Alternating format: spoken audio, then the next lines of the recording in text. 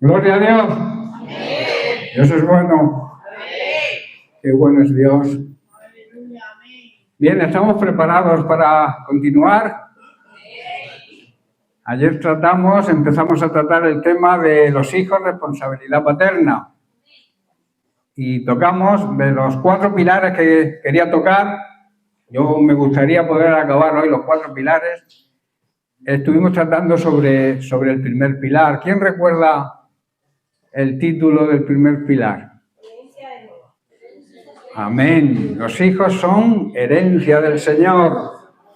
Pues vamos a comenzar con el siguiente pilar, que no es otro que instruir al niño en su camino. Esto habla de instrucción, de enseñanza, de preparación. Cuando uno va al ejército recibe instrucción para saber manejar las armas, moverse en tiempos de guerra. Pues al niño hay que instruirlo también porque la vida es una lucha continua. Es algo que tenemos la obligación los padres de preparar a nuestros hijos para enfrentarse a las situaciones que van a confrontar en su vida. Y tienen que estar preparados si no queremos que esos niños, esos hijos, en un futuro fracasen. Tienen que estar bien preparados, tienen que estar bien instruidos. Y el tema está basado en el libro de Proverbios, capítulo 22, verso 6, donde Salomón declara: instruye al niño en su camino, y aun cuando sea viejo, no se apartará de él.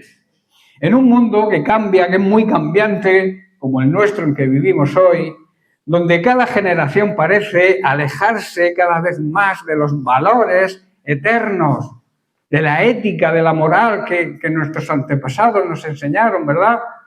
Todo esto está cambiando cada vez, pero a peor. Y la instrucción de los hijos, entonces, es para los padres cristianos, es un desafío, y un desafío urgente, porque si no los educamos desde niñitos, se nos van a torcer.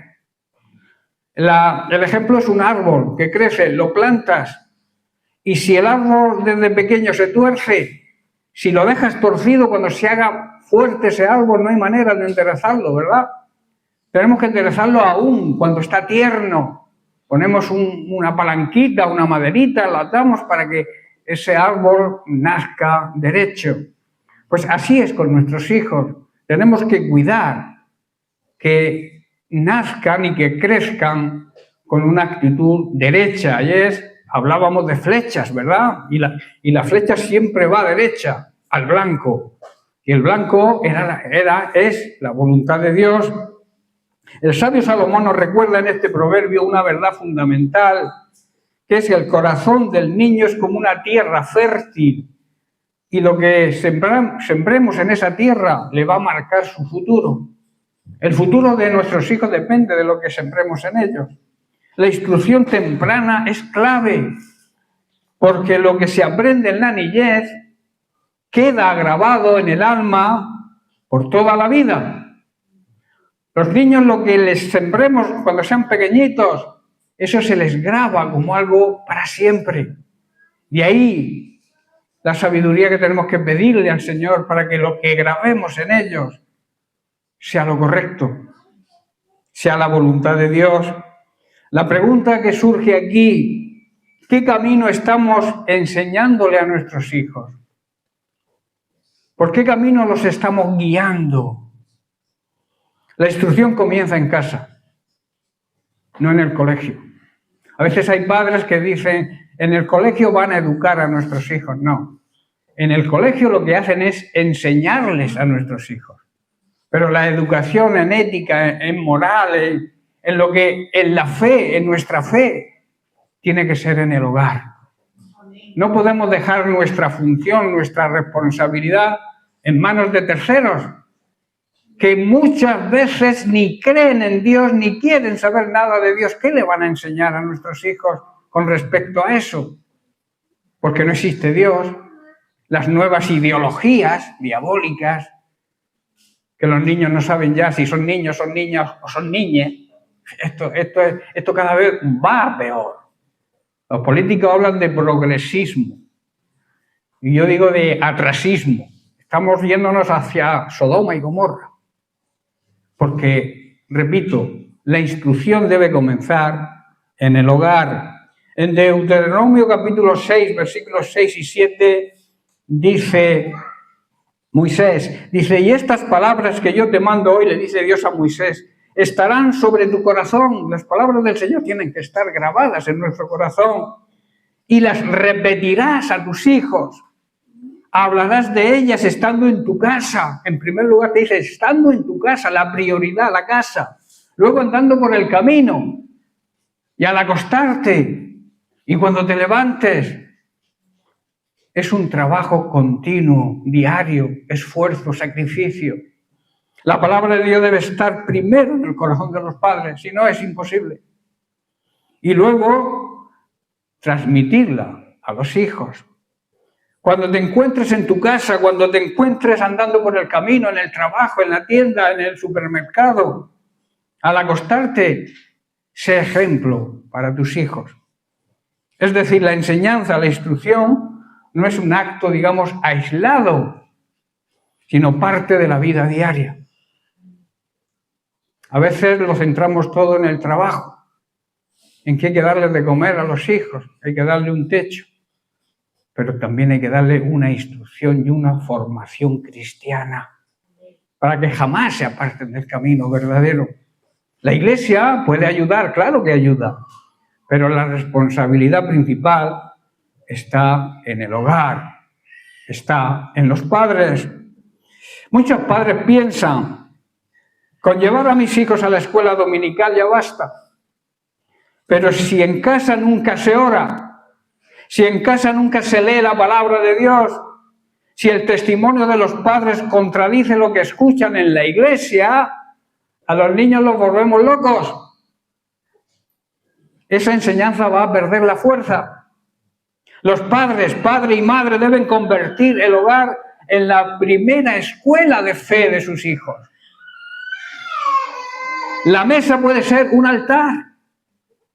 Antes de comenzar a comer, enseñarles a los niños que tenemos que ser agradecidos con lo que Dios nos ha puesto delante de la mesa. Porque si Dios no lo permite, no comemos.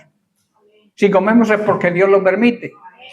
Enseñar a nuestros hijos que aprendan a ser agradecidos con Dios. El siguiente punto, un hogar de oración. La noche puede ser un espacio de enseñanza bíblica. Cuando acostamos a los niños, que oremos por ellos desde chiquititos, que ellos aprendan. Lo que siempre repito que dije antes, va a quedar grabado en su corazón para siempre. Por eso digo que la noche, antes de acostarse, puede ser una enseñanza bíblica de los padres. El ejemplo vale más que 1000 palabras. Primera de Corintios capítulo 11, verso 1, Pablo declara y ordena, está en imperativo, sed imitadores de mí, así como yo lo soy de Cristo. La condición indispensable para que tú tengas autoridad sobre tus hijos, para que les digas que te imiten, es que tú imites a Cristo. Si no, no tiene valor ninguno. Los hijos aprenden más de lo que ven que de lo que oyen. Si un padre predica obediencia pero es desobediente a la autoridad, si habla de honrar a Dios pero vive en tibieza espiritual, va a la iglesia cuando le parece, no hay compromiso, los hijos ven que lo primero son la familia, lo primero es el deporte, lo primero es otras cosas por delante de Dios, es lo que está sembrando en ellos, van a hacer ellos luego, seguro. Se habla de honrar a Dios, pero vivimos en tibieza espiritual. Y la tibieza, Dios la aborrece. Dice que no seas ni frío ni caliente. No, dice no seas tibio, porque me da náuseas la tibieza. Eso es lo que dice Dios en otras palabras, ¿verdad? Los hijos, lo que ven es lo que querrán imitar. Esa es la fuerza, el ejemplo. Los hijos serán reflejo de la vida espiritual de sus padres, seguro. Cuando tú veas un hijo por la iglesia o por la calle o por el colegio y cómo actúa ese hijo, te hace un retrato de sus padres. Y por eso te pueden avergonzar. La instrucción una buena instrucción hace que los hijos sean reflejo de esa grandeza espiritual de los padres. Más que decirles, hagan lo que yo digo, que podamos decir como Pablo, imiten lo que yo vivo. La instrucción asegura un futuro, o sea, un fruto futuro. En Proverbios 22:6, que hemos leído, promete que lo que se siembra en la niñez permanecerá hasta la vejez. Eso no significa que un hijo nunca se puede apartar, pero sí que la semilla que sembremos en ellos nunca se va a borrar de su corazón, siempre va a estar ahí, siempre va a recordar la enseñanza de los padres. En Isaías capítulo 55, verso 11, afirma que la palabra de Dios jamás vuelve vacía. Lo que tú siembres con la palabra de Dios en tus hijos va a traer lo que Dios tiene que traer, lo que Dios quiere que su palabra traiga. Porque dice, así será mi palabra que sale de mi boca. No volverá a mí vacía, sino que hará lo que yo quiero y será prosperada en aquello para lo cual la envié. Siempre hay un propósito cuando Dios habla, ¿verdad? ¿Lo creemos? Pues si lo creemos, debemos obedecer lo que Dios nos habla. Dios no habla por hablar. Si Él te ha dado una promesa, si te ha hablado por medio de la Biblia, por medio de su palabra, por medio de un siervo o por su Espíritu Santo, puedes estar seguro de que esa palabra va a cumplir lo que Él ha dicho. Tienes que tener la certeza y la seguridad de eso, que no va a volver vacía, que no será una palabra inútil y que va a hacer lo que Dios quiere que haga. Así que no dudes, no temas, aférrate a la palabra de Dios, agárrate a la palabra de Dios, anda en obediencia, que es de suma importancia, anda en santidad delante de Dios. Esta es la clave, obediencia y santidad, porque sin santidad nadie verá al Señor. No le verá obrando en esta vida, en esta tierra, quiere decir, no verás a Dios obrando en tu vida si no tienes santidad, si no vives en santidad. Y tampoco le verás en la eternidad porque te irás al infierno, así de claro. Y así de esta manera lo que Él ha dicho sobre tu vida, tu familia, tu situación, se cumplirá. Pero la clave es la santidad y la obediencia, o la obediencia y la santidad, da igual el orden. Hay jóvenes que se apartan de la iglesia, pero en los momentos más oscuros de su vida recordarán los himnos que cantaban cuando eran niños en la escuela dominical, las oraciones de su madre, las van a recordar, los versículos que aprendieron en casa y se volvieron al Señor. Hay muchos casos de ese tipo. Nunca subestimes una oración con tus hijos antes de dormir, por muy corta, por muy sencilla que sea. Nunca le quites valor.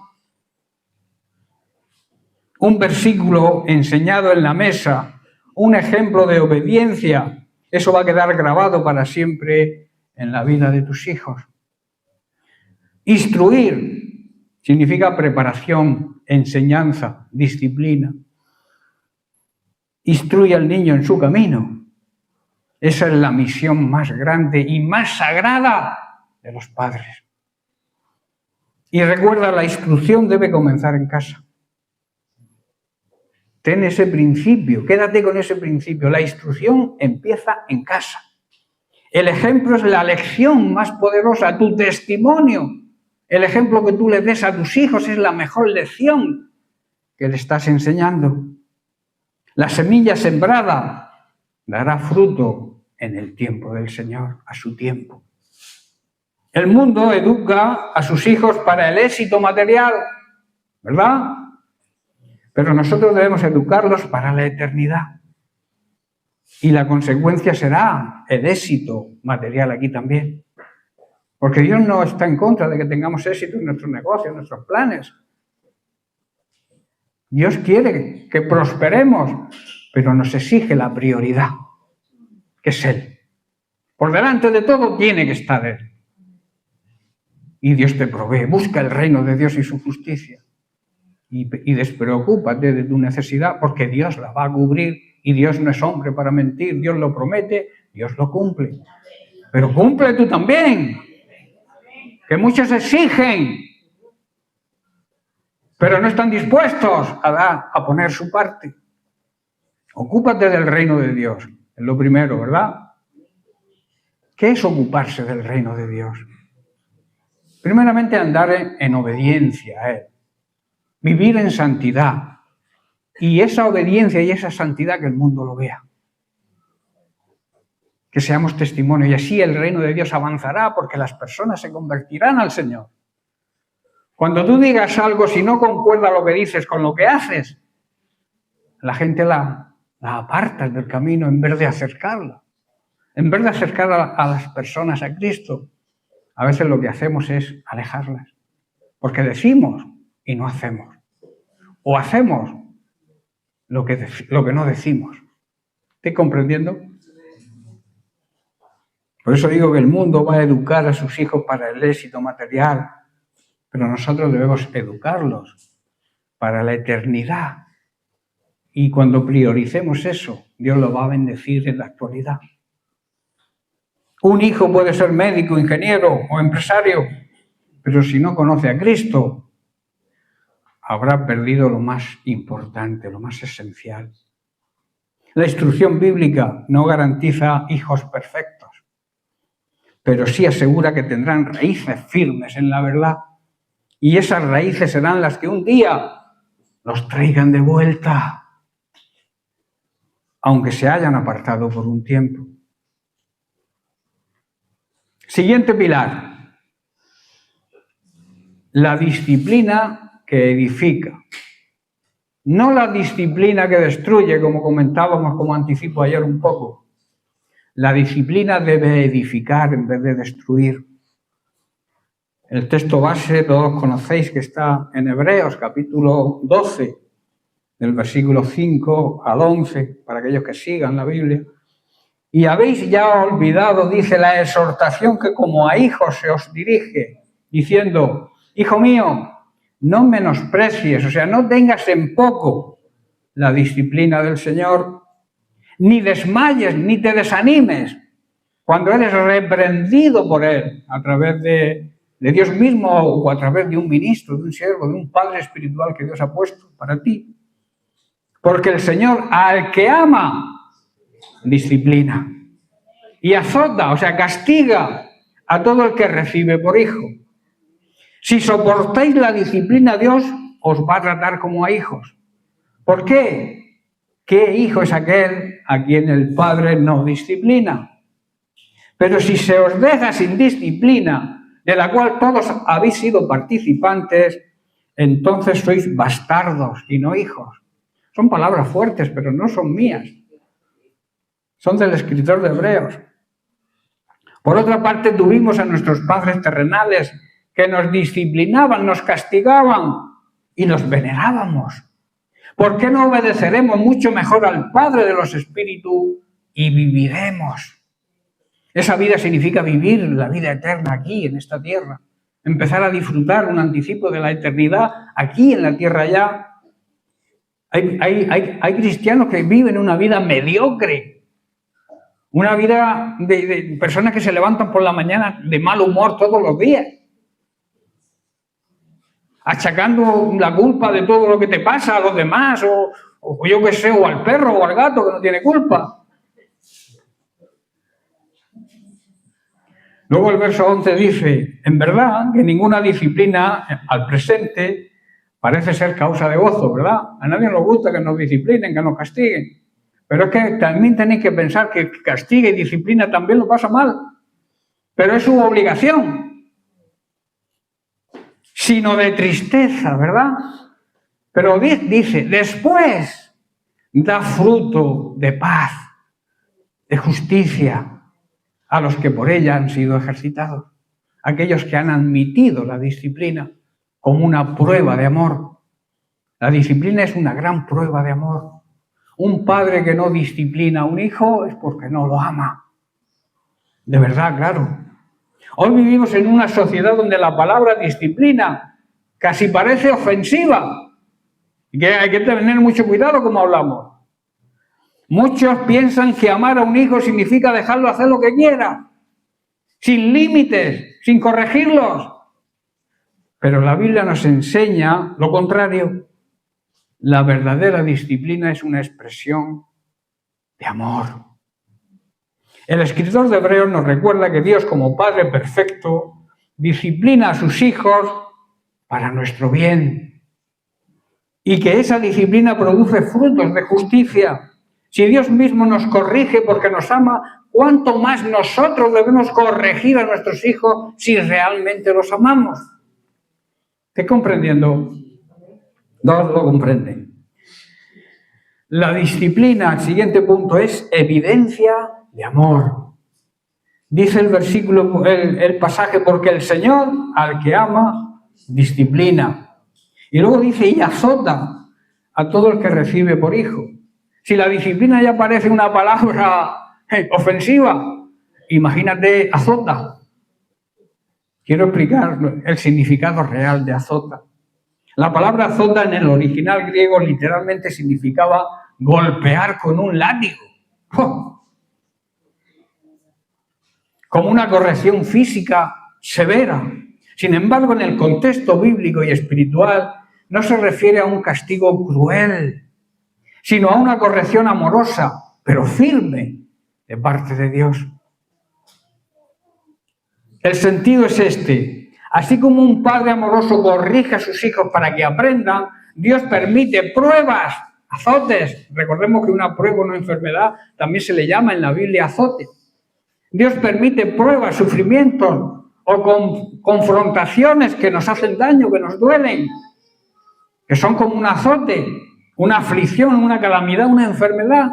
Dios lo permite, ¿verdad? Con el propósito de destruirnos, con el propósito de hacernos daño, porque sí, porque a él le apetece hacernos daño, con el propósito de que aprendamos. Y ese propósito es ternura, amor.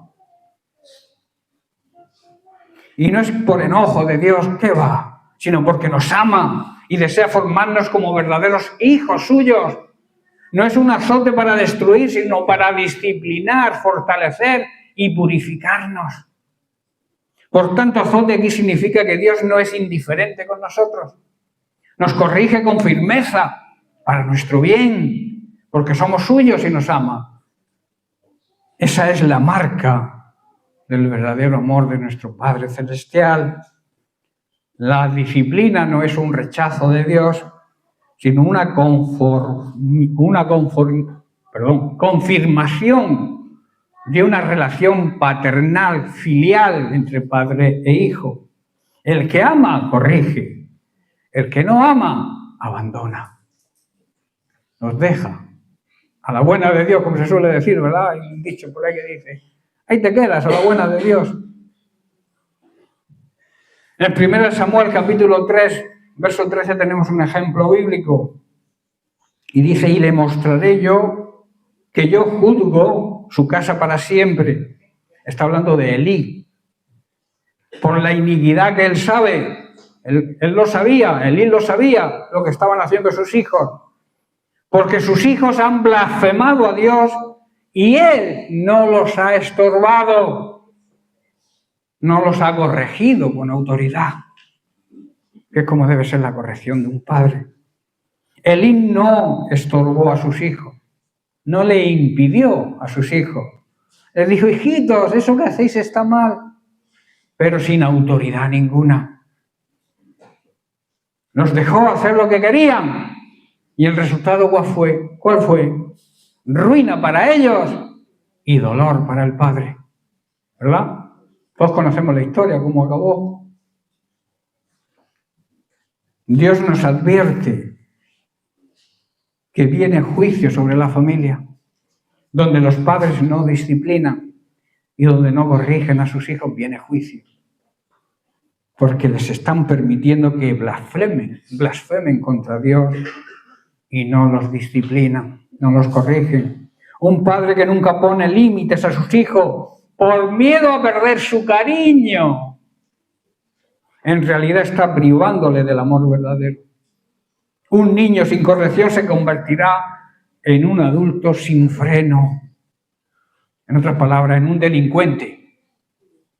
Si tú no disciplinas, si tú no corriges a tus hijos, al final lo va a corregir el mundo a su manera y lo va a volver un delincuente.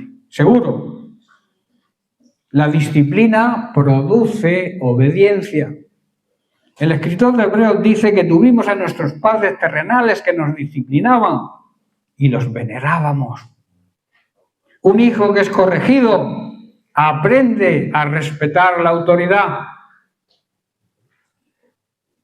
La disciplina moldea el carácter, enseña responsabilidad y prepara a los hijos para enfrentar la vida. Un joven conductor que aprende desde niño que debe obedecer las reglas de tráfico porque su padre le corrige cuando desobedece, muy posiblemente después esa enseñanza de su padre puede librarles de un accidente y de que se estrellen y se maten.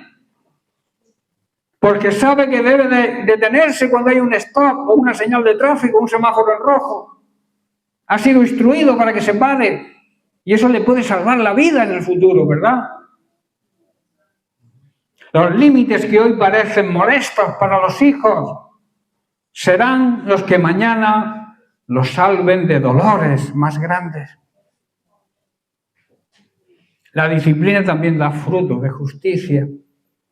Dice el versículo 11, en verdad que ninguna disciplina al presente parece ser causa de gozo, sino de tristeza. Pero después da fruto apacible de justicia a los que en ella han sido ejercitados. En el momento de la disciplina duele, ¿verdad? Pero a la larga, va a producir carácter, madurez y van a aprender a ser justos.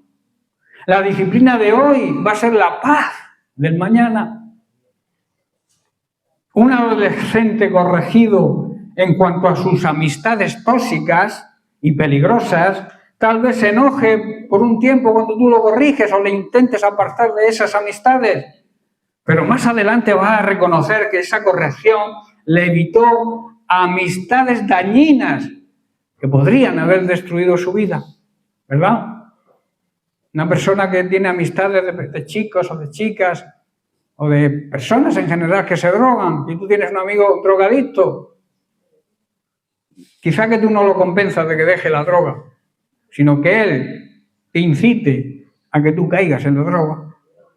¿Estás comprendiendo? Una manzana podrida en un cesto de manzanas buenas no se cura, no se sana esa manzana, ¿verdad? Sino que corrompe a las otras. Pues eso suele ocurrir cuando tenemos amistades tóxicas, que se llaman hoy en día, tienen esa palabra, ¿verdad? Amistades dañinas. No temamos las lágrimas momentáneas de nuestros hijos cuando los corregimos y disciplinamos. Esas lágrimas se convertirán en sonrisas de gratitud cuando sean adultos. La disciplina no es un castigo cruel, sino un acto de amor que edifica. Es la evidencia de que somos amados por aquel que nos disciplina. Produce obediencia y respeto a la autoridad y da fruto de justicia y paz en el futuro. Así que no temamos corregir a nuestros hijos. No es tampoco tratar de gritarles, de humillarles, de herirlos. No se trata de eso, sino de formar, guiar y redirigir su vida. La corrección amorosa es un regalo que deja huellas eternas. La disciplina no es a base de gritos o descargar nuestro enojo sobre ellos. No es eso. La disciplina debe ser como Dios nos disciplina a nosotros, con amor. Así como Dios nos disciplina para hacernos partícipes de su santidad, Él quiere que seamos santos como Él es. Nosotros debemos disciplinar a nuestros hijos para que anden en esa justicia. Ahora, ¿qué significa andar en justicia? Escuchar bien. Andar en justicia no es solo portarse bien, no es solamente no hacer cosas malas, no. Andar en justicia es vivir como Dios manda. Andar en justicia es caminar alineado con la voluntad de Dios. Andar en justicia es ser guiados por su palabra. Y andar en justicia es parecerse cada vez más a Cristo. Que nuestro carácter se parezca cada vez más a Cristo. Andar en justicia es hacer lo correcto delante de Dios, aunque nadie te vea, no importa, Él te ve. Es hablar siempre la verdad. Hoy la mentira abunda, no sé por qué. Yo lo llamo el deporte nacional, todo el mundo miente. ¿Por qué debemos mentir si conocemos la verdad, que es Cristo? Y Cristo jamás mintió, jamás salió una mentira de su boca. Y si nosotros somos el cuerpo de Cristo místico, ¿por qué mentimos? De nuestra boca tiene que salir siempre la verdad. No podemos mentirle a nuestros hijos. Tenemos que decirle la verdad, aunque muchas veces duela. Alguien dijo que prefiere herir con la verdad que matar con la mentira. Andar en justicia, repito, es hablar la verdad, es ser limpio de corazón, es actuar con integridad, es vivir como un verdadero hijo de Dios. Pero no lo hacemos con nuestras propias fuerzas, porque sería imposible. Pero tenemos al Espíritu Santo, que nos da la fuerza, que nos confronta, que nos anima, que nos dirige. No es nuestra propia justicia, ¿verdad? Nuestra propia justicia, la Biblia dice que es como trapos de inmundicia, como una compresa en tiempos actuales. Es por la justicia de Dios. Por eso necesitamos a Cristo, necesitamos su justicia. Él es nuestra justicia. Cuando creemos en Él, somos justificados, somos declarados inocentes. Y ahora como hijos somos salvos. Debemos vivir, por tanto, en obediencia, reflejando el carácter de aquel que nos salvó. No lo merecíamos. Estábamos muertos en nuestros delitos y en nuestros pecados. Ese muerte significa muerte espiritual, condenados. Estábamos condenados por nuestro pecado. Y no podíamos hacer nada para salvarnos nosotros por nuestra fuerza, por nuestros medios. Pero hubo un consenso en el cielo entre el Padre, el Hijo y el Espíritu Santo y decidieron salvar a la humanidad. Pero para eso había que morir. La paga del pecado es muerte.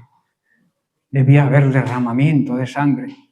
Y Cristo se hizo hombre precisamente con ese plan, con ese propósito.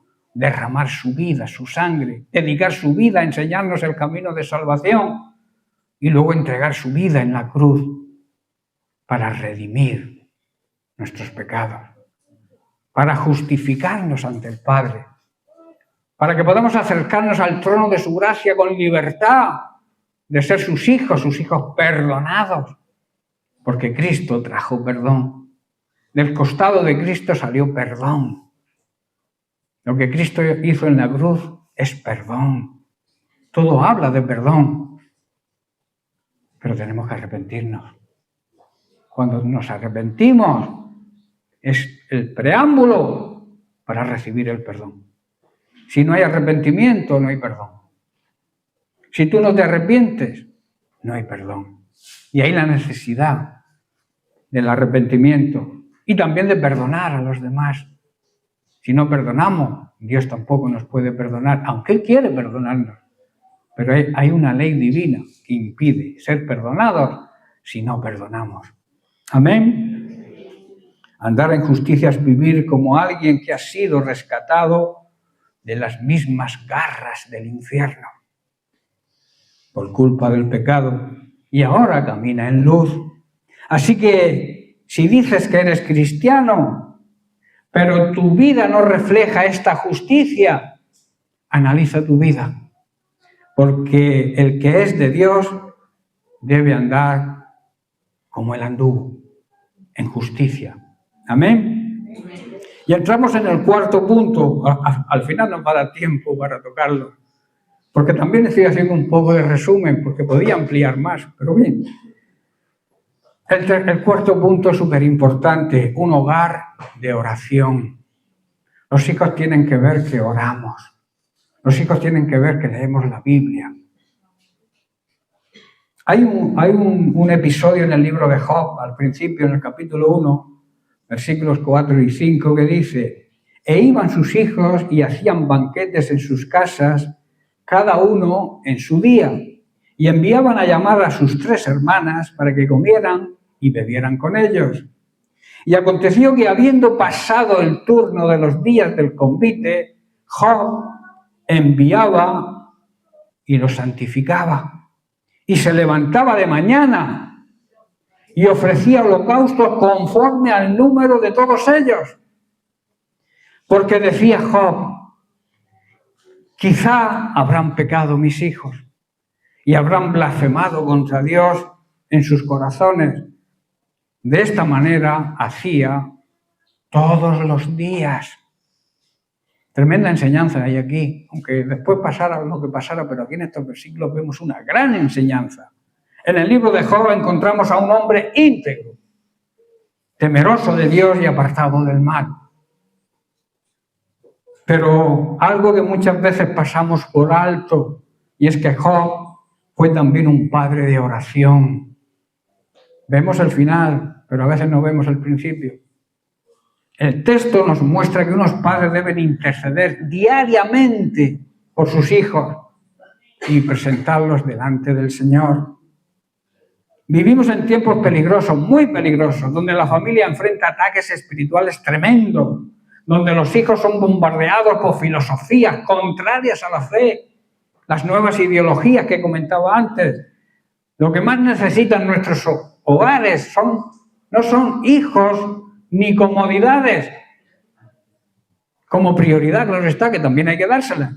Lo que necesitan es un altar de oración en el hogar. Un hogar donde se ora es un hogar fortalecido. Una familia que ora unida permanece desunida, ¿verdad? Permanece unida. Job intercede por cada uno de sus hijos, no en general, como a veces: Señor, protege a nuestros hijos. No, por cada uno en particular. El texto dice que ofrecía holocaustos conforme al número de todos ellos, o sea, que oraba por ellos uno por uno.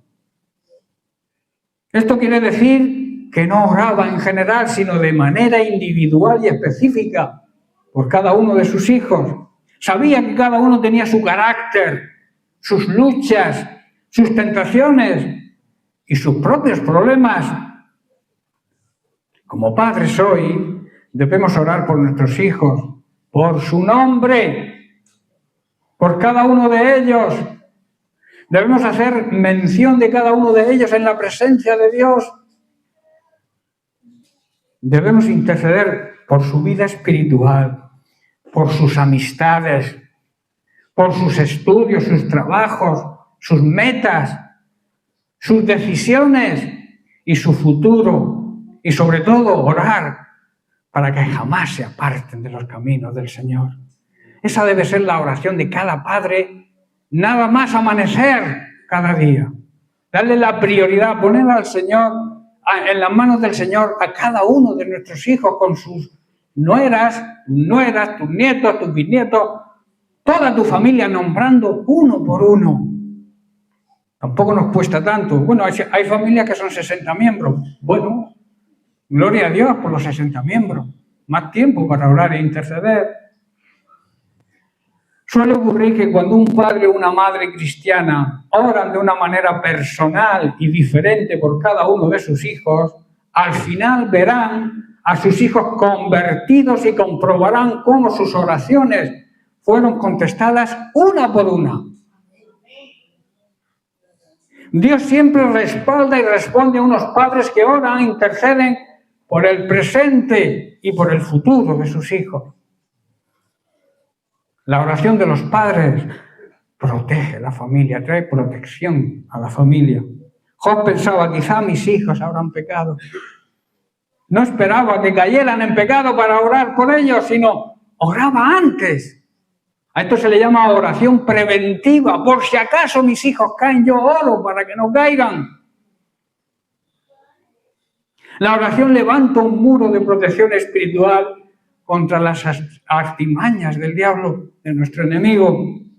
Muchos hijos están hoy de pie, se mantienen firmes hoy gracias a las oraciones de sus padres y de sus madres que intercedieron en silencio por ellos. Conocemos a un joven, esto es verídico, es real. Conocemos a un joven que vivió apartado del Señor por un tiempo y hoy dice, yo quería seguir en el mundo, pero sentía siempre la voz de mi padre y de mi madre que me decían, estamos orando por ti. Estas oraciones, dice, no me dejaban en paz. Cada noche lloraba en mi habitación hasta que volví a Cristo. Ese joven se llama Jonathan y es nuestro hijo. Y hoy sirve al Señor de pastor. Me emociono.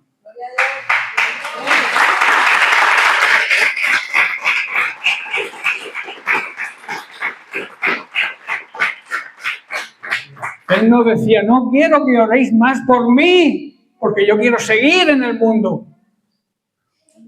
Pero lloraba cada noche. La oración tiene poder. Amén. Gloria a Dios. No dejemos de orar por nuestros hijos. Un hogar que ora permanece firme. Job oraba todos los días. Era una práctica constante, no ocasional. La oración no debe ser solo un recurso de emergencia, como si llamáramos al 112, sino un hábito preventivo y habitual en la vida familiar. Un hogar con oración tiene paz en medio de la tormenta. Un hogar con oración desaparece la confusión y trae fortaleza en medio de la prueba. Un matrimonio atraviesa una crisis económica muy fuerte. Si cada noche oran con sus hijos poniendo la necesidad en manos de ellos, en manos de Dios, a veces no queremos que los hijos compartan los problemas de la familia y deben compartirlos para que vean que hay unidad. Padres e hijos orando con el mismo fin y el mismo propósito. Esos niños crecerán aprendiendo que en medio de las pruebas la familia se sostiene de rodillas en oración. Más tarde, cuando sean mayores, harán lo mismo y darán testimonio. Nuestros padres nos enseñaron que orar es mejor que desesperar. Job fue un padre de oración. Él entendía que la mayor protección para sus hijos no estaba en sus riquezas ni en sus cuidados humanos, sino en presentarlos delante de Dios. Como enseñanza importante y práctica, debemos orar por nuestros hijos siempre y hacerlo de una manera específica, por sus nombres. La obligación de levantar un altar familiar es rotundamente importantísimo, orar en casa. A veces lo dejamos todo para la iglesia. La oración familiar, el altar familiar es imprescindible para que nuestros hijos vean que si los padres oran, ellos van a coger el hábito luego de orar. Y eso irá pasando generaciones a generaciones. Y se cumplirá lo que decíamos ayer sobre las flechas, que esas flechas van a dar, van a impactar en la sociedad, van a dar en el blanco, para lo cual Dios nos ha dado esos hijos, para que impacten en la sociedad, haciendo la voluntad de Dios siempre. Y seamos constantes, no desmayemos. Todos los días debemos hacerlo, aunque parezca quizá una carga, pero no es una carga. Orar por nuestros hijos no es una carga. es una necesidad. Quizá hoy alguno de nosotros vea a sus hijos lejos del Señor, pero yo te digo algo, no te desanimes. Sigue orando, sigue intercediendo, sigue siendo ejemplo, sigue actuando de acuerdo a la palabra de Dios. Que tus hijos vean que sirves al Señor, que tu prioridad es el Señor. Muchos padres son consentidos con los hijos. Si no quieren entrar al culto, que no entren. Totalmente un error. Eso los va a llevar al fracaso. Mis hijos desde pequeñitos, desde muy pequeñitos, para la iglesia, al coche, dentro. Papá, yo no tengo ganas dentro. Adentro. ¿Verdad? Raúl, ¿te acuerdas? Una vez se escapó, dice.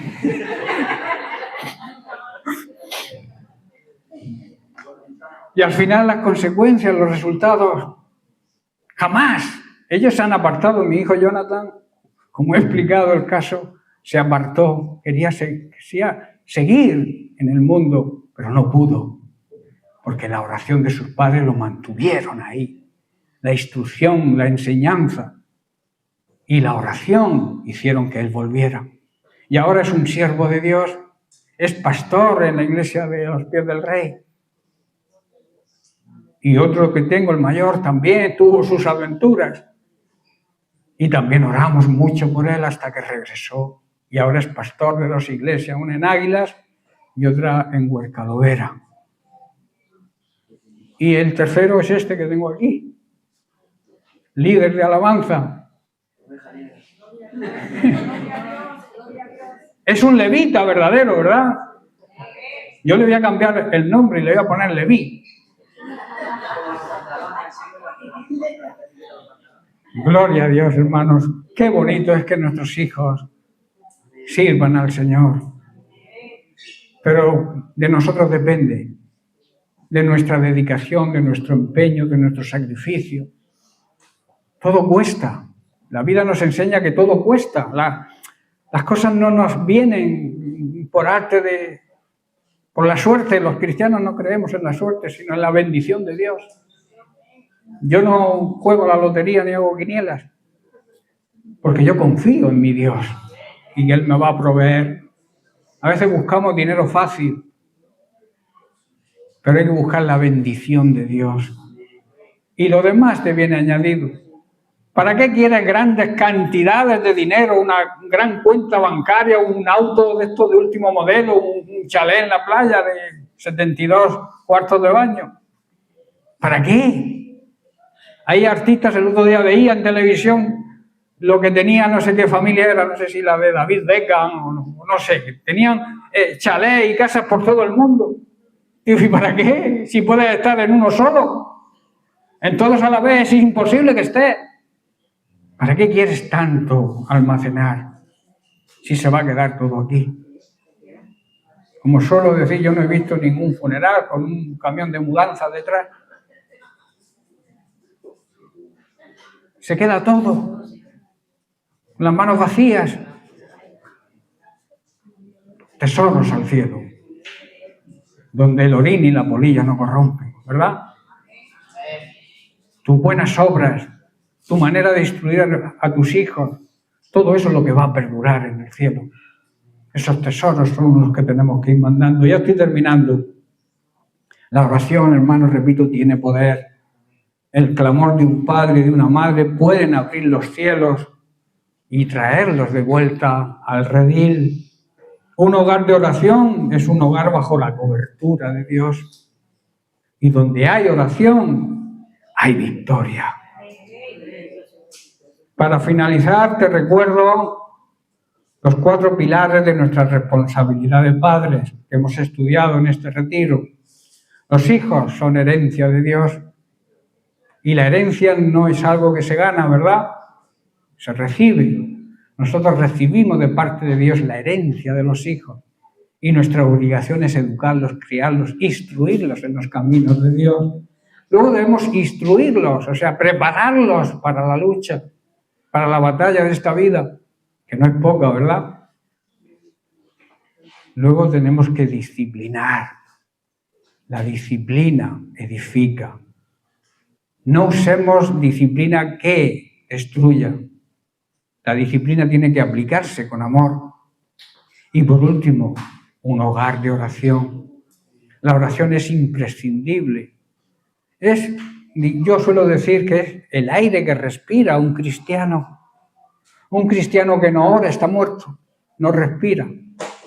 La iglesia también que no ora, donde no hay oración, es como si no hubiera vida. La vida es el aliento, la respiración de todo cristiano y como grupo de toda la iglesia.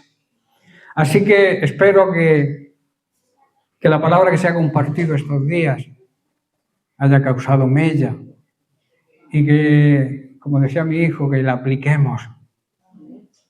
Que no quede en saco roto, como decía Ginés ayer, que nos pongamos un tapón en un oído para que entre y no salga.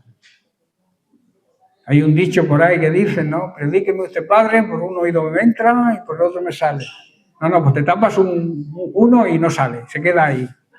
Que baje al corazón, que produzca lo que Dios quiere que produzca.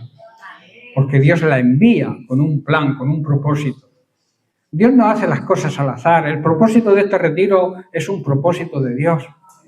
Y tenemos que verlo así. No es que hayamos estado, que también hemos disfrutado de 2 días de vacaciones, de comida 2 de noche, ¿verdad?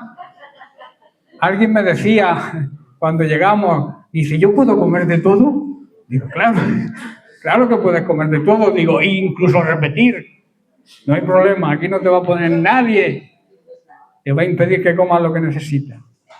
Hemos disfrutado del alimento físico y yo creo que también hemos disfrutado del alimento espiritual, de la enseñanza del Señor. Así que si te has sentido pleno, si quizás te hayas sentido tocado y quieres dar un cambio a tu vida, ponte de pie y dale un aplauso grande al Señor.